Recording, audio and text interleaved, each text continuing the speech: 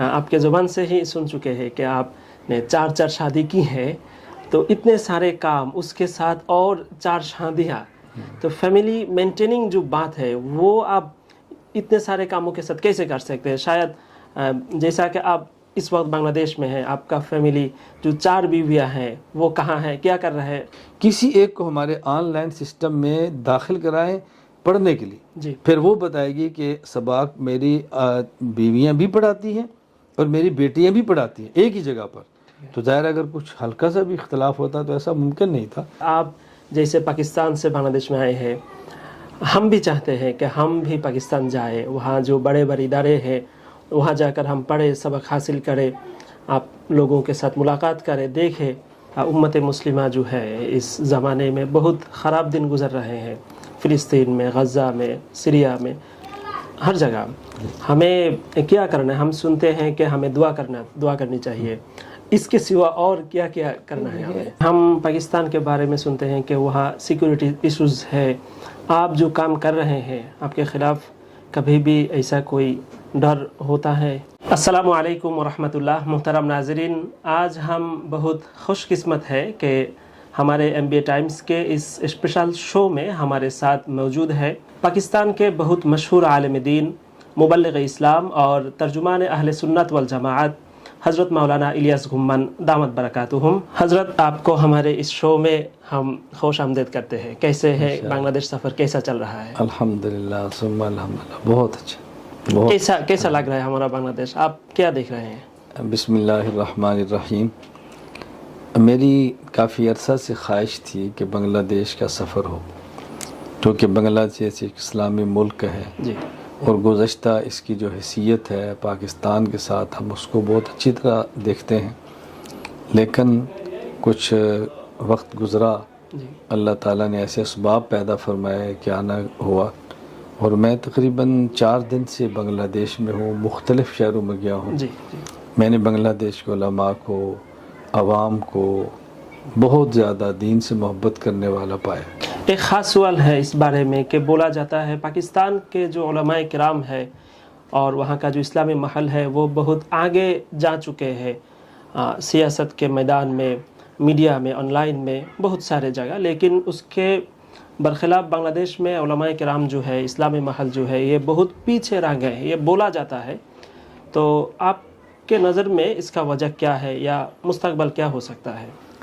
بنگلہ دیش میں پہلے شاید علماء کا ذہن کم ہو میڈیا کا، لیکن اب میں نے جو یہاں کر دیکھا ہے اپنی آمد پر، بہت حد تک علماء کرام میڈیا کے استعمال کے قائل ہیں اور میڈیا کو استعمال فرما رہے ہیں، اور جدید میڈیا کی اور سوشل میڈیا کی اہمیت سے بہت اچھی طرح واقف ہے۔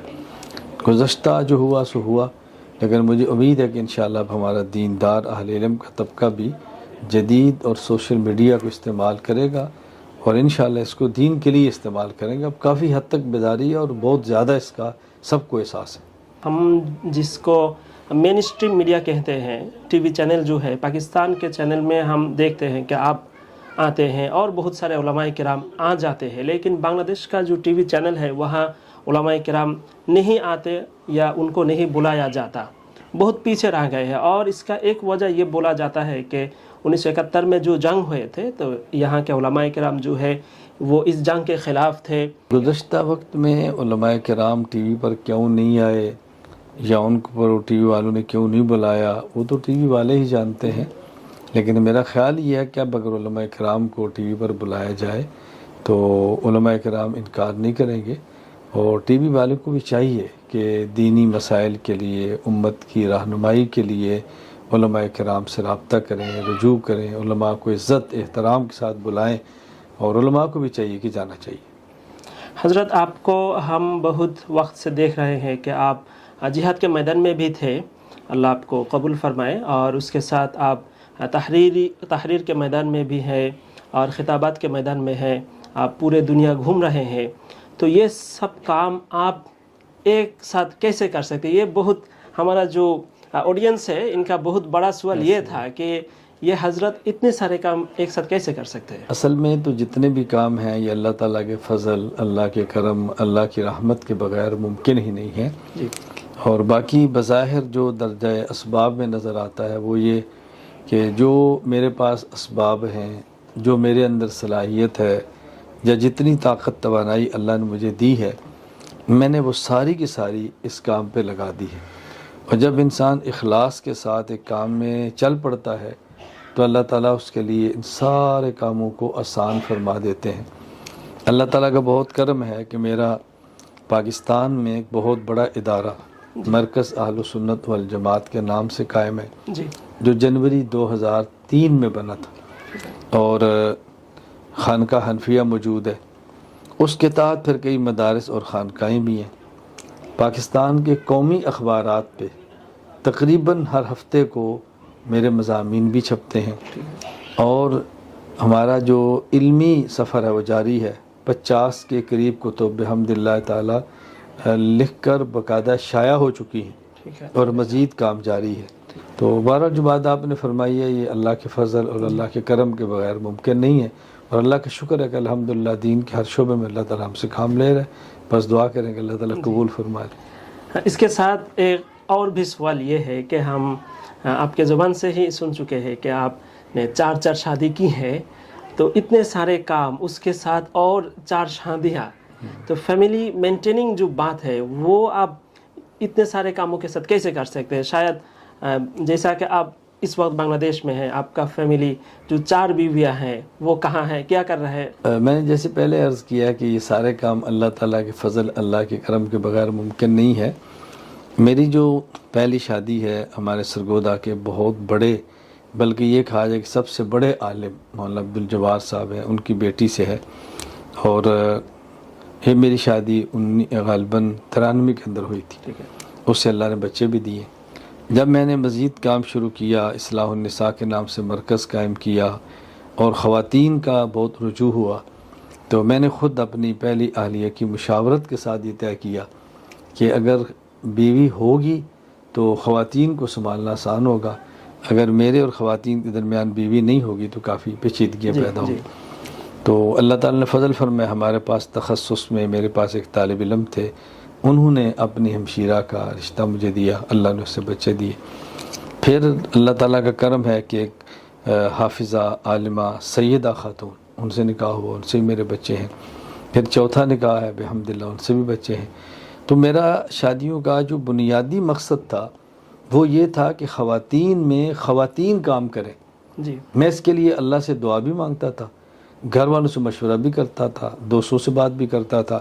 اللہ تعالیٰ نے فضل فرمایا، اب جو میرے گھر میں ہم آہنگی ہے، یا ہمارے گھر میں نکاح کے حوالے سے خواتین میں کوئی لڑائی یا جھگڑا نہیں ہے، بہت اچھا ماحول ہے۔ اس میں مجھ سے زیادہ کردار میں سمجھتا ہوں کہ میری بیویوں کا اور میری خواتین کا ہے۔ ان خواتین نے سنبھالا ہے، کام بھی سنبھالا ہے، باہمی تعلق ایسا ہے کہ بہنوں کی طرح رہتی ہیں۔ وہ ایک ساتھ ایک گھر میں رہتے ہیں۔ دیکھیں، پاکستان میں ہمارے پاس 2 اہلیہ ایک جگہ پر، ایک جگہ پر، جی، اور چوتھا میرا نکاح میں جب پاکستان سے باہر ہوں تو اس کے بعد ہوا، وہ کراچی میں ہے۔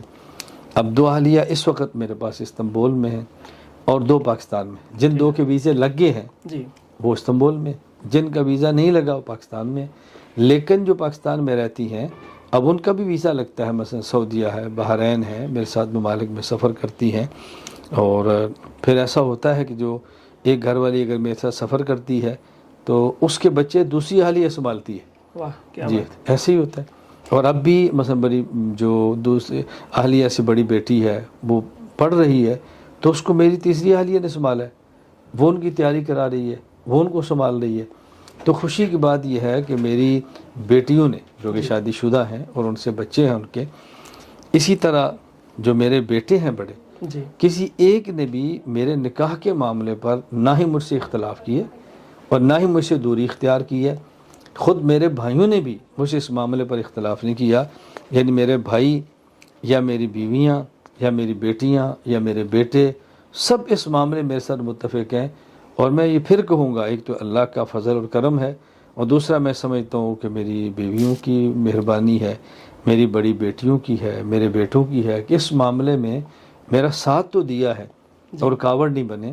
اور اس کی بنیادی وجہ یہ ہے کہ میرا شادی کا مقصد کوئی اپنی ذاتی خواہشات نہیں ہے، بلکہ شادی کا مقصد وہ خواتین میں کام کرنا تھا۔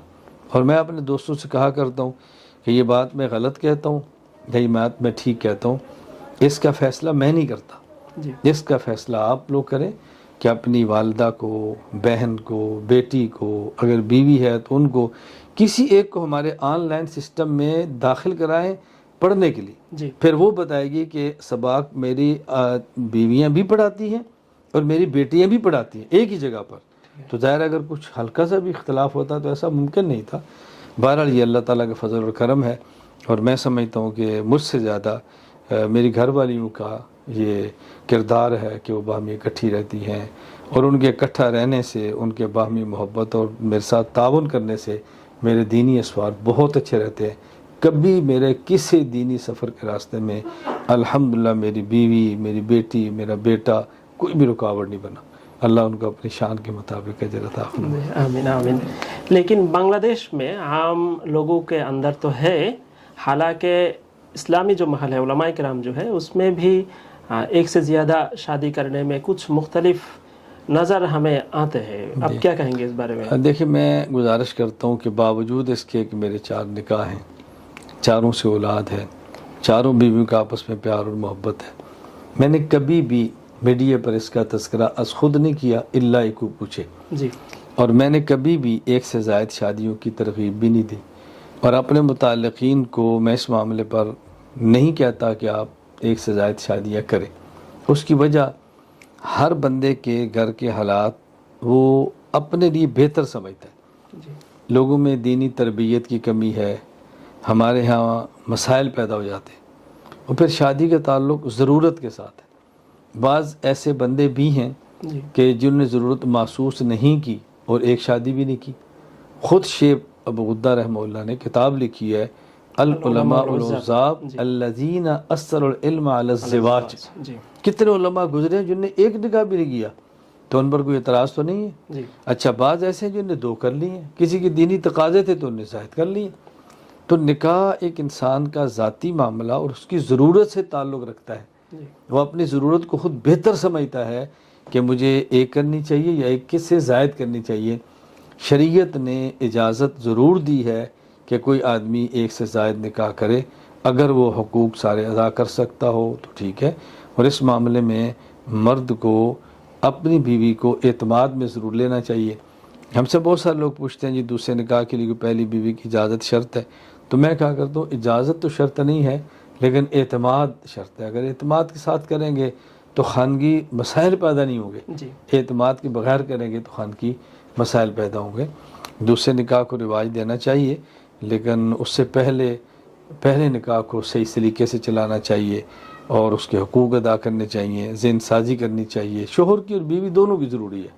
تو اللہ تعالیٰ فضل فرمائے، ہمیں ہر معاملے میں شرعی حدود کا خیال رکھنا بہت ضروری ہے۔ جی، ٹھیک ہے، جزاکم اللہ۔ حضرت ایک سوال یہ ہے کہ آپ کو پاکستان میں اور بنگلہ دیش، ہندوستان، آپ کو ترجمان اہل سنت والجماعت کہا جاتا ہے، ہم کہتے ہیں پیار سے۔ تو ترجمان اہل سنت والجماعت، اس کا معنی تو یہی ہے کہ آپ قادیانیت کے خلاف بھی کام کیے ہیں، اور عیسائیت کے خلاف، لامذہبی، غیر مقلدین، بریلوی، بہت سارے فرقے کے نام ہم سنتے ہیں۔ تو وہ سب فرقے بنگلہ دیش میں بھی موجود ہیں، اور آپ اس میدان میں بہت آگے بڑھ چکے ہیں ہمارے نظر میں، تو ہمیں کیا کرنا چاہیے بنگلہ دیش میں؟ دیکھیں، میں سمجھتا ہوں کہ میرے بارے میں کچھ غلط فہمیاں ہیں، اور عام طور پہ صحیح تصویر سامنے نہیں آتی۔ میرا جو کام ہے وہ یہ نہیں ہے کہ کسی کے خلاف ہے، میرا کام ہے مثبت۔ جس طرح آپ نے فرمایا کہ ترجمان اہل سنت والجماعت کہتے ہیں، کوئی ترجمان دیوبند کہتا ہے، کوئی ترجمان حناف کہتا ہے، جو بھی ہے وہ ہر ایک اپنی زبان سے کہتا ہے۔ لیکن دیکھیں، مجھے جو بھی کوئی لوگ کہتے ہیں اپنے، یا میں اپنے بارے میں کہتا ہوں، تو میری گفتگو مثبت انداز میں زیادہ ہوتی ہے۔ میرا موقف یہ ہے کہ ہمیں اپنے عقائد اور اپنے مسائل کو اخلاص، اعتدال، دلائل اور تسلسل کے ساتھ بیان کرنا چاہیے۔ جن کے عقائد درست نہیں ہیں وہ از خود یا چلے جائیں گے یا عقیدہ ٹھیک کر لیں گے، یا کم از کم آپ اپنی عوام کو مطمئن کر لیں گے۔ یہ مسئلہ پاکستان کا بھی ہے، ہندوستان کا بھی ہے، بنگلہ دیش کا بھی ہے، اور پوری دنیا کا۔ اور میں نے یہاں بھی علماء کرام سے گزارش کی، آج بھی آپ سبق میں بھی تھے تو میں نے اس میں بھی کہا کہ ہمارے علماء کرام کو چاہیے کہ وہ حق بات بیان کریں، اخلاص سے بیان کریں، دلائل سے بیان کریں، اعتدال سے بیان کریں، مسلسل بیان کریں، تو اللہ تعالیٰ نتائج عطا فرمائیں گے۔ جہاں تک بنگلہ دیش کا تعلق ہے تو میں آپ کی معرفت سے تمام اہل سنت والجماعت حضرات سے، خواتین سے گزارش کروں گا کہ آپ قرآن کریم پڑھیں، ترجمہ پڑھیں، تفسیر پڑھیں، احادیث پڑھیں، اس کی تشریح پڑھیں، عقائد پڑھیں، فقہ پڑھیں، اپنے مسلک اور مذہب کو ضرور پڑھیں۔ جی اپنا پڑھیں گے تو انشاءاللہ سے کافی حد تک معاملات بہتر ہو جائیں گے، کافی حد تک بلکہ مکمل بہتر ہو جائیں گے۔ اپنے عقائد نہ پڑھنے سے مسائل پیدا ہوتے ہیں، پڑھنے سے مسائل ٹھیک ہو جاتے ہیں۔ جزاک اللہ۔ ٹھیک ہے، ہم پاکستان کے بارے میں سنتے ہیں کہ وہاں سیکورٹی ایشوز ہے، آپ جو کام کر رہے ہیں آپ کے خلاف کبھی بھی ایسا کوئی ڈر ہوتا ہے؟ میرے خیال میں یہ بات کافی حد تک غلط مشہور ہے کہ پاکستان میں سیکورٹی ایشوز ہم بہت زیادہ سن ہیں۔ چکے ہیں۔ ایسے زیادہ سیکورٹی ایشوز نہیں ہے جس طرح ہمارے یہاں معروف ہے، یعنی جس حد تک پاکستان میں علماء کرام کام کرتے ہیں اور دینی مذہبی جماعتیں کام کرتی ہیں، شاید دنیا میں اس کی کوئی مثال نہیں ہے۔ جی باقی ظاہر ہے جب اہل باطل کے خلاف کام کریں گے، اہل باطل کو تکلیف ہوگی تو آپ کے خلاف حرکت کے اندر بھی آئیں گے۔ یہ انبیاء علیہ السلام کے ساتھ بھی ہوا ہے، صحابہ کرام کے ساتھ بھی رضی اللہ عنہ ہوا ہے، اور ہمارے اکابر کے ساتھ بھی ہوا ہے، اور آج بھی جو کام کرے گا اس کو بات ذہن میں رکھنی چاہیے۔ لیکن پاکستان کے حالات ایسا نہیں ہے کوئی ایسے ناسازگار ہوں کہ وہاں کام نہیں کیا جا سکتا، کام کیا جا سکتا ہے، اور الحمدللہ کام ہو بھی رہا ہے الحمدللہ۔ ٹھیک ہے حضرت، ایک ضروری سوال کہ امت مسلمہ جو ہے اس زمانے میں بہت خراب دن گزر رہے ہیں، فلسطین میں، غزہ میں، سیریا میں، ہر جگہ ہمیں کیا کرنا ہے؟ ہم سنتے ہیں کہ ہمیں دعا کرنی چاہیے، اس کے سوا اور کیا کیا کرنا ہے ہمیں؟ دعا نہیں، جو کام شریعت نے کرنے کا حکم دیا ہے وہ ہمیں کرنے چاہیے۔ شریعت مکمل اور کامل ہے، اور ہم نے کامل اور مکمل شریعت پر عمل کرنا ہے۔ شریعت کا مزاج یہ ہے کہ آپ کو اولاد چاہیے آپ دعا کریں، لیکن نکاح کے بعد جی ٹھیک ہے خامد اور بیوی ملیں اور پھر دعا کریں۔ جی اس کے بغیر دعا کریں تو یہ مذاق ہوگا۔ رزق چاہیے آپ ملازمت کریں، تجارت کریں، پھر اللہ تعالیٰ سے دعا بھی کریں۔ تو جو ہمارے ذمہ احکام ہیں ان احکام پر عمل کرتے ہوئے انسان کو دعا کرنی چاہیے۔ پوری دنیا میں جہاں بھی مظلوم مسلمان ہے اس مظلوم مسلمان کی مدد کے لیے مسلمان کو میدان میں آنا چاہیے۔ ہمارا اسلام مظلوم مسلمان کی مدد ہی کی بات نہیں کرتا، بلکہ ہمارا اسلام تو ہمیں کہتا ہے اگر کافر بھی ہو اور مظلوم ہو تو آپ اس کی بھی مدد کرو، جی اور اگر مسلمان ہو اور مظلوم ہو تو اس کی مدد تو اور زیادہ کرنی چاہیے۔ جی تو جو انسان جتنی مدد کر سکتا ہے وہ کرے، اور اللہ تعالیٰ سے دعا بھی کرے، اور ہمیں کوشش بھی کرنی چاہیے، دعا بھی کرنی چاہیے کہ پوری دنیا میں جہاں بھی ظلم ہے اللہ تعالیٰ اس کو اپنے کرم سے ختم فرما دے، اور اللہ تعالیٰ مظلوموں کو ظلم سے نجات عطا فرمائے۔ انشاءاللہ۔ حضرت آخری سوال یہ ہے کہ آپ جیسے پاکستان سے بنگلہ دیش میں آئے ہیں، ہم بھی چاہتے ہیں کہ ہم بھی پاکستان جائیں، وہاں جو بڑے بڑے ادارے ہیں وہاں جا کر ہم پڑھیں، سبق حاصل کریں، آپ لوگوں کے ساتھ ملاقات کریں، دیکھیں ہمارا بھائی کا ملک ہے، لیکن یہ آنے جانے میں جو بیچ میں جو ہے اس کو آپ کس نظر اصل سے میں دیکھیں گے؟ ایک وقت تھا غلط فہمیاں تھی، جی وہ غلط فہمیاں کم ہونا شروع ہو گئی۔ دیکھیے میں بھی آیا ہوں، جی پہلے نہیں آ سکتے تھے، اب آگے، تو آہستہ آہستہ انشاءاللہ حالات کے ساتھ ساتھ یہ غلط فہمیاں ختم ہوگی۔ تو جس طرح آج میں آیا ہوں کل اللہ نے چاہے تو آپ بھی آئیں گے۔ تو یہ دونوں طرف کے عوام کو، زعماء کو مل جل کے ایسی کوشش کرنی چاہیے کہ ہماری آپس کی غلط فہمیاں ختم ہوں اور مسلمان ایک دوسرے کے ساتھ اچھے تعلقات رکھیں۔ تو اللہ تعالیٰ آپ کو بھی توفیق عطا فرمائے۔ آپ تشریف لیں، ہمارا گھر آپ کا گھر ہے، جی جی ہماری جگہ آپ کی ہیں، جب چاہیں تشریف لیں، ہم آپ کے میزبان ہوں گے انشاءاللہ۔ جی جی انشاءاللہ حضرت، جزاکم اللہ ہمیں وقت دینے کے لیے۔ اللہ آپ سے راضی ہو جائے۔ السلام علیکم ورحمۃ اللہ وبرکاتہ۔ جزاک اللہ۔